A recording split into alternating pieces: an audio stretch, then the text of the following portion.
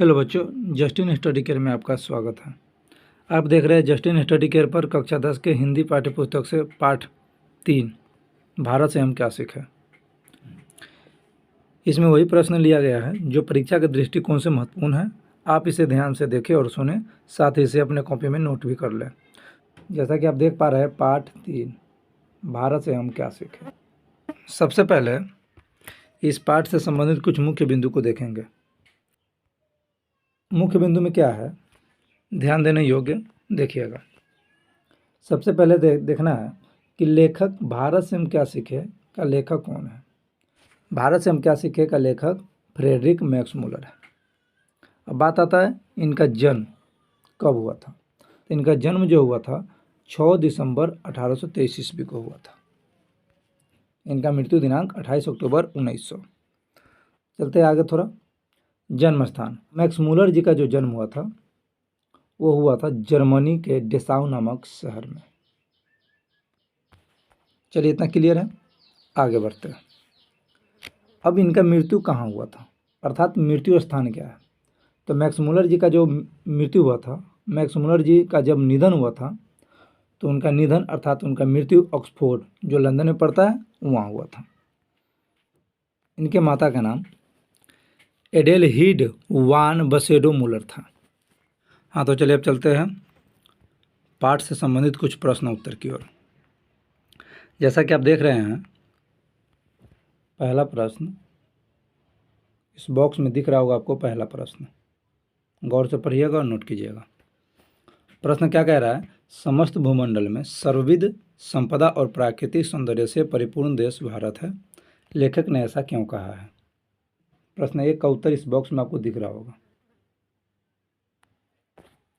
लेखक महोदय क्या कहते हैं, समस्त भूमंडल में सर्वविध संपदा और प्राकृतिक सौंदर्य से परिपूर्ण देश भारत है। लेखक ने ऐसा इसलिए कहा है कि यहाँ सब कुछ है। यहाँ सभी तरह के लोगों की जिज्ञासा की शांति के लिए हर चीज़ मौजूद है। लेखक जो कुछ देखना चाहते हैं वह उसे भारत में ही मिल जाता है। इसलिए लेखक कहते हैं कि सर्वविध संपदा से परिपूर्ण अगर कोई देश है तो वो भारत है। चलिए चलते प्रश्न 2 की ओर। जैसे कि आप प्रश्न 2 बॉक्स में देख रहे होंगे, लेखक की दृष्टि में सच्चे भारत का दर्शन कहाँ हो सकता है और क्यों। चलिए इसके उत्तर पर नजर दौड़ाते हैं। प्रश्न 2 जो कह रहा था, लेखक की दृष्टि में सच्चे भारत का दर्शन कहाँ हो सकता है और क्यों, उसका आंसर देखिएगा, इस बॉक्स में दिख रहा होगा। लेखक की दृष्टि में सच्चे भारत का दर्शन भारत के गाँव में हो सकता है, क्योंकि यहाँ प्रकृति सुषमा विराजमान है। शहरों में तो प्रकृति का विनाश हो गया है, वहाँ तो चारों तरफ कृत्रिमता का साम्राज्य है। गांव में ही श्री कृष्ण की छवि के साथ साथ सुबह की गुनगुनाहट और शाम की लोरी व्याप्त है।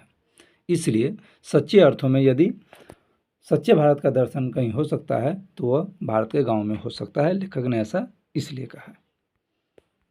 प्रश्न 3 क्या कह रहा है, भारत को पहचान सकने वाली दृष्टि की आवश्यकता किनके लिए वांछनीय है और क्यों। ये लेखक क्या कह रहे हैं, भारत को पहचान सकने वाली दृष्टि की आवश्यकता यूरोपियनों के लिए वांछनीय है, क्योंकि उन लोगों ने इनकी प्रकृति सुषमा और आर्थिक संपदा को भोगने और लूटने की वस्तु समझा और इसे बर्बाद किया। प्रश्न 4 देखिएगा। प्रश्न 4 क्या कह रहा है, धर्मों की दृष्टि से भारत का क्या महत्व है। चलिए इसका उत्तर देखते हैं। प्रश्न 4 का उत्तर इस बॉक्स में आपको दिख रहा होगा। यहाँ धर्म के वास्तविक उद्भव, उसके प्राकृतिक विकास का परिचय मिल सकता है। भारत ब्राह्मण या वैदिक धर्म की भूमि है। बौद्ध धर्म की यह जन्मभूमि है। पारसियों के शरणस्थली है। आज भी यहाँ नित्य नए मतांतर प्रकट व विकसित होते रहते हैं। ये था प्रश्न 4 का उत्तर। चलिए प्रश्न 5 देखते हैं। प्रश्न 5 क्या कह रहा है, लेखक वास्तविक इतिहास किसे मानता है और क्यों। प्रश्न 5 का उत्तर देखिएगा। लेखक वास्तविक इतिहास संस्कृत भाषा को मानते हैं, क्योंकि वे यह मानते हैं कि यह एक ऐसा इतिहास है जो राज्यों के दुराचारों और उनके जातियों की क्रूरताओं की अपेक्षा अधिक ज्ञातव्य और पठनीय है। इससे मानव जाति के बारे में हमारे विचार व्यापक और उदार ही नहीं बने हैं, बल्कि लाखों करोड़ों अजनबियों तथा दुश्मनों के भी गले लगाना ही नहीं सिखाया, अपितु मानव जाति के संपूर्ण इतिहास को एक वास्तविक रूप में प्रकट कर दिखाया है। जो पहले नहीं हो पाया था। प्रश्न 6 क्या कह रहा है? लेखक ने वारेन हेस्टिंग्स से संबंधित किस दुर्भाग्यपूर्ण घटना का हवाला दिया है और क्यों? इसका आंसर होगा, प्रश्न 6 का जो उत्तर होगा, लेखक ने वारेन हेस्टिंग्स से संबंधित उस दुर्भाग्यपूर्ण घटना का हवाला दिया है जिसमें वह जब भारत का गवर्नर जनरल था तो उसे वाराणसी के पास 172 दारिस नामक सोने के सिक्कों से भरा एक घड़ा मिला था। उसने इसे ईस्ट इंडिया कंपनी के निदेशक मंडल को दे दिया। उसने समझा कि ईस्ट इंडिया कंपनी इस अमूल्य तोहफे से खुश होकर उसे उदार व्यक्ति समझे, परंतु ऐसा नहीं हुआ। ईस्ट इंडिया कंपनी ने इसके ऐतिहासिक महत्व को नहीं समझा और उसे मात्र सोना समझकर गला दिया। प्रश्न 7 क्या कह रहा है? लेखक ने किन विशेष क्षेत्रों में अभिरुचि रखने वालों के लिए भारत का प्रत्यक्ष ज्ञान आवश्यक बताया है? इस बॉक्स में प्रश्न 7 का आंसर दिख रहा होगा आपको, देखिएगा।